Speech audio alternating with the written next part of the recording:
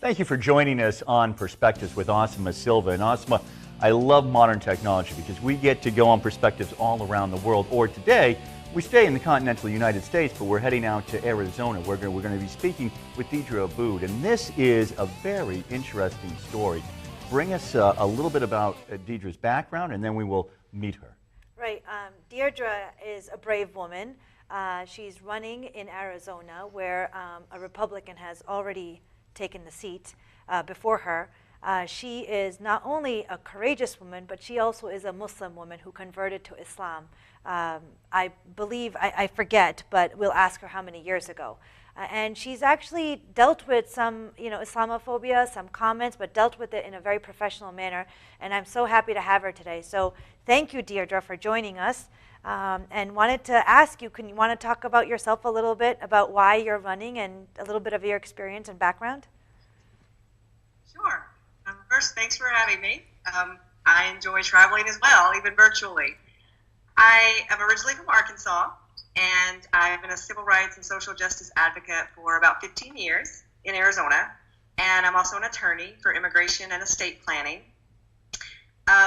But last year, I saw with all the rhetoric that so many communities were being thrown under the bus, and even colleagues within the government weren't speaking out against what was being said, defending communities that they are elected to represent. And I decided that it was time to get more involved and not just do it from a nonprofit, holding people accountable perspective, but actually getting in and changing the culture and having the conversations that need to be had. How is that going, having those conversations in Arizona? I mean, home of Senator Goldwater, there's the father of the modern conservative movement. So I guess I would ask two things that are going on. One, running as a more progressive candidate in a state that I'm not sure when the last time there would have been someone who was not a Republican elected. I'm guessing it has perhaps been a while. And two, running as a Muslim woman. Well, I mean, I am a progressive, but I would argue that the reason why we haven't had very many Democrats elected in Arizona is because we haven't been running Democrats in Arizona. So we've basically forfeited having blank spaces on the ballot, so the only people you could vote for would be Republicans. Traveling around Arizona, what I've always known, because I've always traveled around Arizona, is that we're a very diverse community. And just because someone calls themselves conservative doesn't mean that they are conservative in every way. And just because someone calls themselves a progressive doesn't mean that they're progressive in every way. So at the same time, you'll have someone say that they're very conservative and they agree with so many conservative ideas, but then they have a gay uncle that they're going to defend to the death. So, getting out and having those conversations, showing how much we have in common and how we can find common ground, and understanding that currently the laws, such as the tax bill that was just passed in Congress, is doing everything it can to hurt the majority of Americans. So it's time that we come together and said, no, not on our dime. So how is the community reacting to you being a progressive Muslim woman running? What is the feedback that you've gotten? What is the reaction that you have received? Comments, support? Where are you getting it from? We're getting it from all over the place. The thing is that most people just don't know. That's the first thing. A lot of people do know that, Muslims are not as they're depicted in the media. But then most people are like, well, I understand that, but I don't know any Muslims. So meeting me, talking to me, I'm articulate, I'm educated on the issues, I know how to bring out the conversations and help us find common ground. They're very excited by that. They're excited by the fact that I can do that, but then they're excited that it can be done. So even when I go to conservative areas or places that we consider to be conservative, especially in rural areas, they're very welcoming. They want to find solutions, and they want to have people who want to find the solutions and aren't just in it for themselves. So it's been a pleasure. The only negative that we've had is one online, but I'm not special in that. Even if I wasn't running for office, I would still get that, and people get that every day. And then we had two incidents in Phoenix with white supremacists. And I mean, that literally, they actually had white supremacist flags. They picketed a meet and greet at a vegan restaurant, which freaked the vegan people out because they're all about peace, love, and happiness. They didn't even know that white supremacists existed in their own backyard. And we let them stay. We told the police to let them stay on private property for an hour so they could have their freedom of speech. and then also to let them know that they're not going to intimidate us.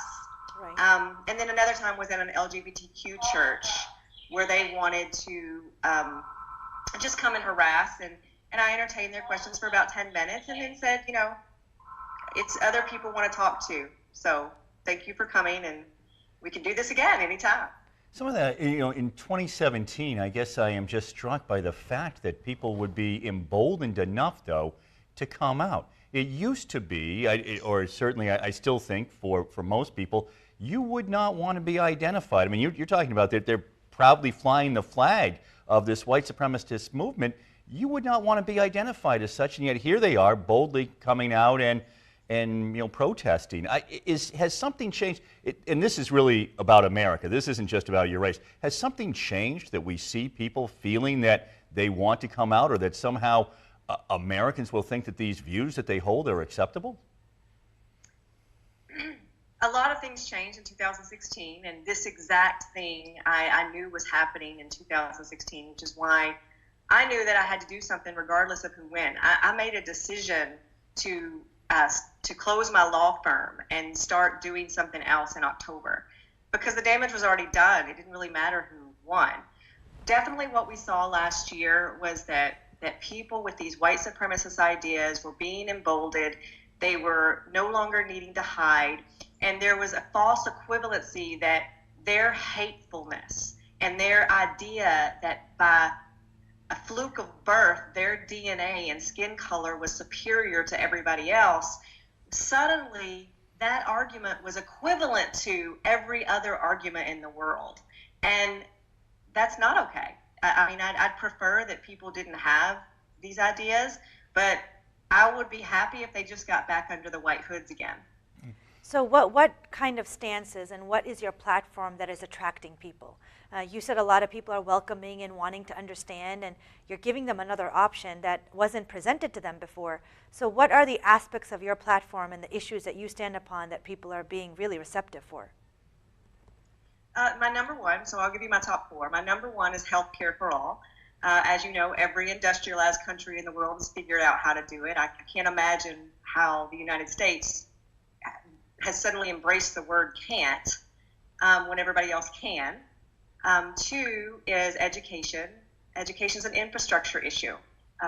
No country has ever prospered that had an uneducated populace. And we were one of the first countries that made sure that everybody had access to free education. So we have to stop defunding it and start making sure that our education system is one of the top in the world again, because it used to be. Three is separation of religion and state. It's not because I'm a religious person. It's actually because I have a romantic relationship with the U.S. Constitution, and that definitely says that no one can have liberty unless everybody has liberty to practice God or not practice God however they want to.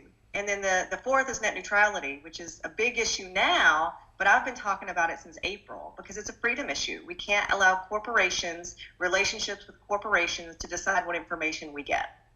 Yeah, very concerned about all those issues, particularly Yes. the net neutrality, obviously, in the business that we are in. I do want to go back, though, to something that you said earlier. I'm struck by, there's nothing that we can do about internet trolls that I do think is a fact of life now. People are able to hide with this anonymity. But the perception of what perhaps people have, and you talked about going into some of these rural areas, the perception that they have at the beginning of when you're going to speak or where they are going to meet with you, and then the comments that you might get at the end of that, have you changed some of the perception of what people thought they were going to see and hear? Not only have I done that in real life, but I actually have a reputation for doing that online, which is a lot harder. Yeah. I've turned people's minds around on Twitter. I've done it on Facebook. And I feel like, it's a pride point that I can have that patience and understanding to reach people in the cyberspace, which is a much harder place to reach because so many people do drive-bys. But yeah, in real life, going in, people don't really know what to expect sometimes unless they've seen my information online. And then, at the end, they're like, wow, we have so much in common, or wow, I really like the way you make the political points so simple and understandable and rational and reasonable and common sense.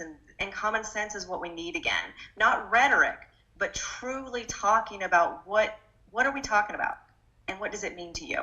And how can we change it? Yeah, I was just going to say, Asma, because we've had that conversation over the last couple of years, whether it's on the radio show or whether it's here. I've always said, people seem, for whatever reason, Asma Silver, and you're going to go out and you're going to give a talk, and it's like Muslim woman, as opposed to somebody who grew up in Rutland, lives in Holden, serves on the school committee, graduated from Wachusett High School, went to WPI, all those things that are exactly the same experience as everybody else who grew up in, or so many who grew up in central Massachusetts. Right. It's just that one label throws people off. I believe that's what you're experiencing, is that few couple of labels, be it Democrat, Muslim, woman, running. I think those three labels together is why I was calling you very brave. But you were saying you changed people's minds. Is there an example you can give that you were able to clarify in a very succinct and simple language that people just really took upon, that they were confused about and said, wow, that was great? Well, I mean, just the other day I was at a kind of a dinner party, I guess. And as we were socializing, it came up that I was running for office. And one of the women said, oh, well, we're going to disagree because I'm a conservative.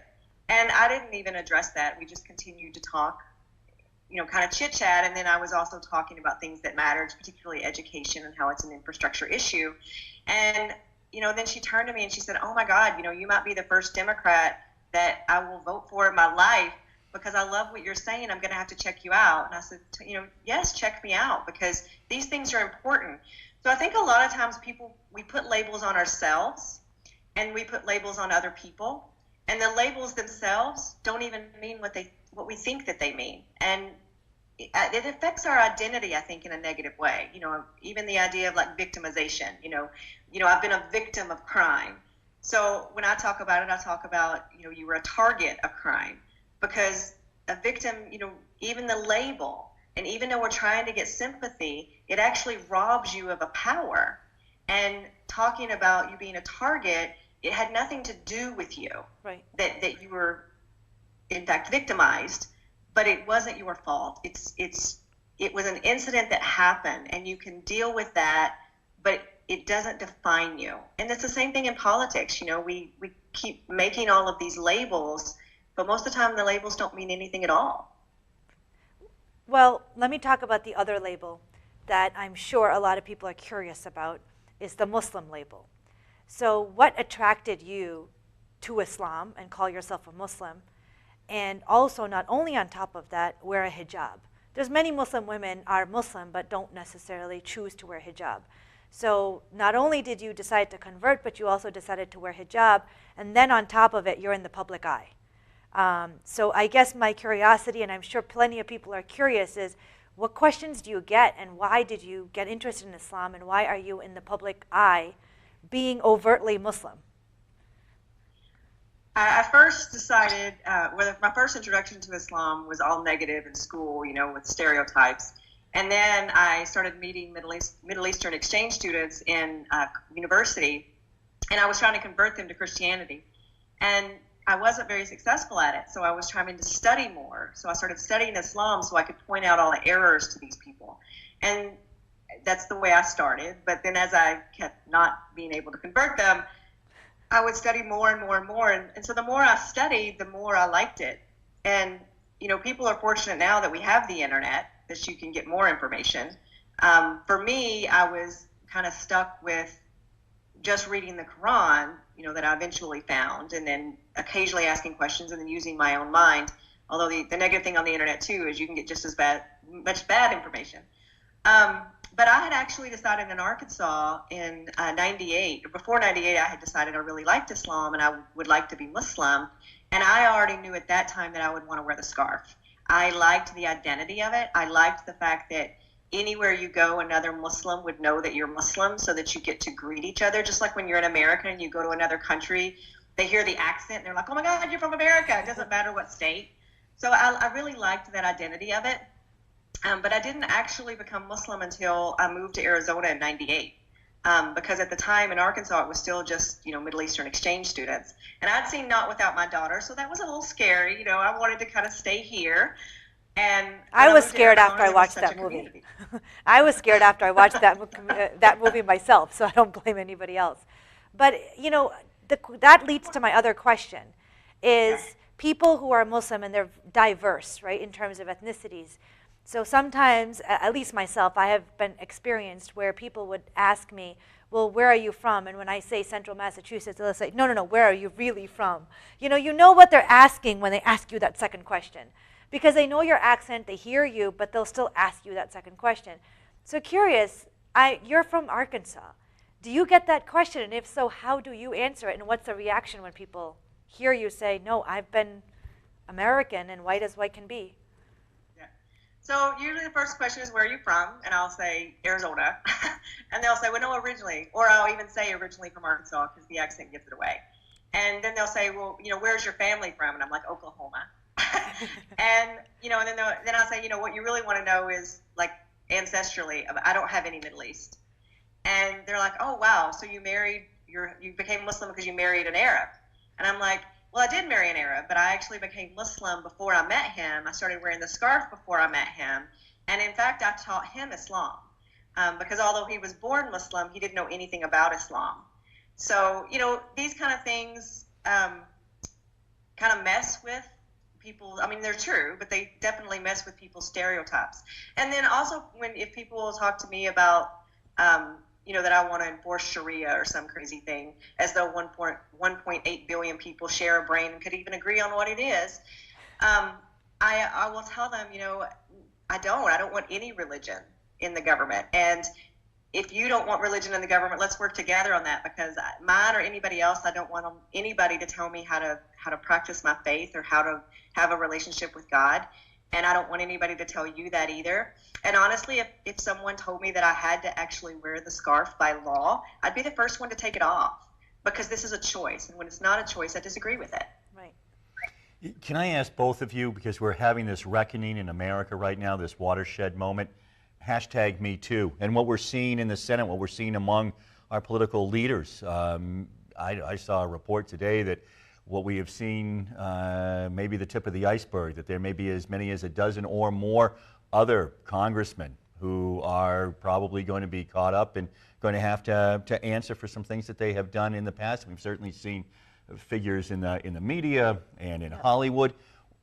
Just your feeling on #MeToo and what you think of when you see someone like Senator Al Franken having to step down and resign. We actually had that locally happen today as well in Arizona. We had a congressman Trent Franks, who announced Thursday that he'd be stepping down in January because there's allegations that he asked staff members to be a surrogate for his children.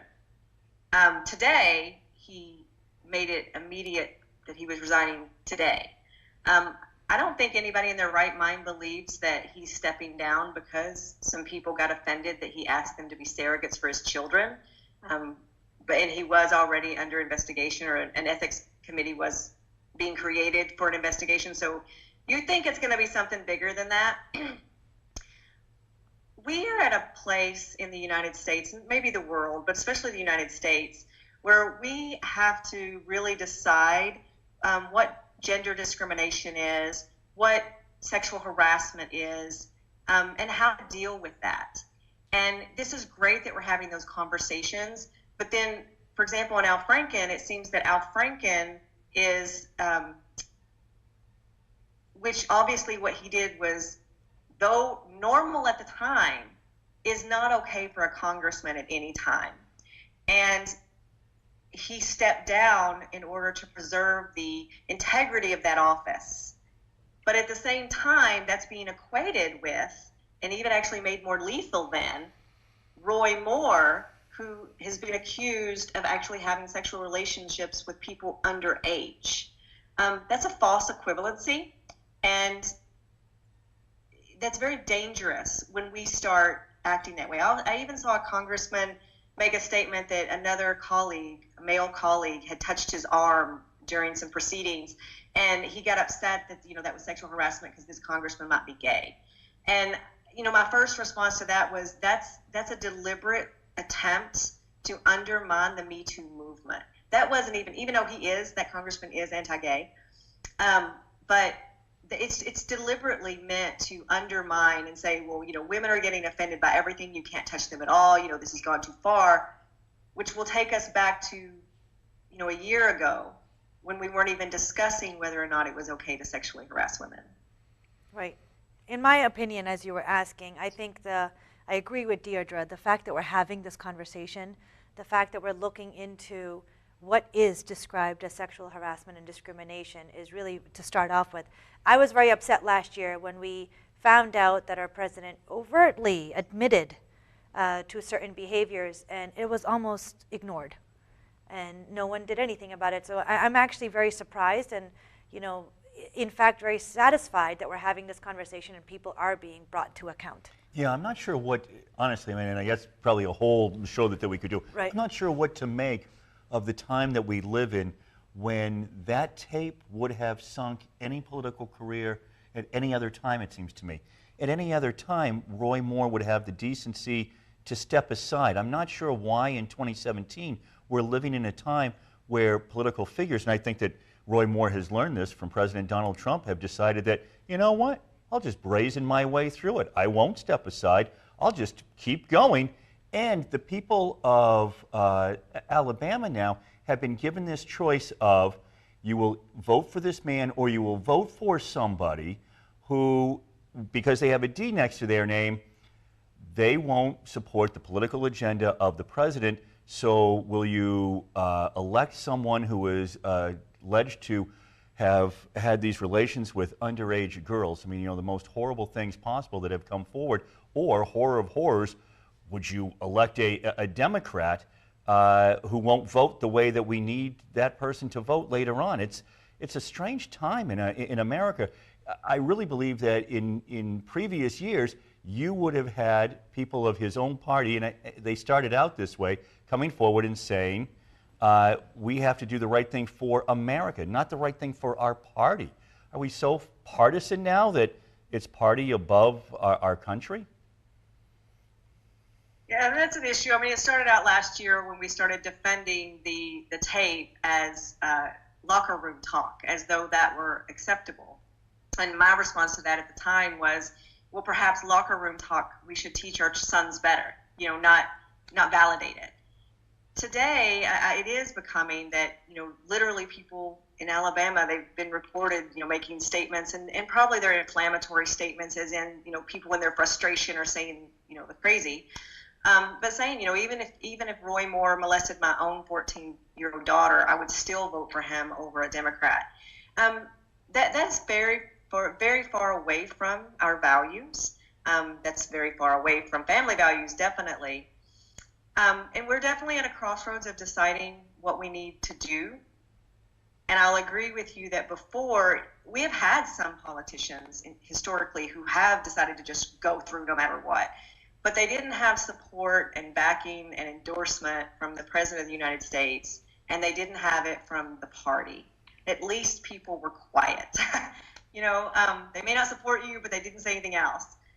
That's not the case. I mean, it truly is party over people now, and that's not helpful, especially since both parties, were in Congress debating this tax bill, and one party decided to pass something that hurts everybody. So the party over people might be okay for the party, but the people need to stop allowing that to happen. Right. If people want to find out more information about you, where can they look you up? What's the website and more articles that they can read up to get to know more about your platform and your issues and the topics that you're very concerned about? Well, my website is www.deedra, DEEDRA, 2018.com. All my social media is also Deedra 2018. We even have a YouTube channel, so I believe in transparency, so a lot of my speeches are on the YouTube channel. All of my personal social media is also public because of transparency.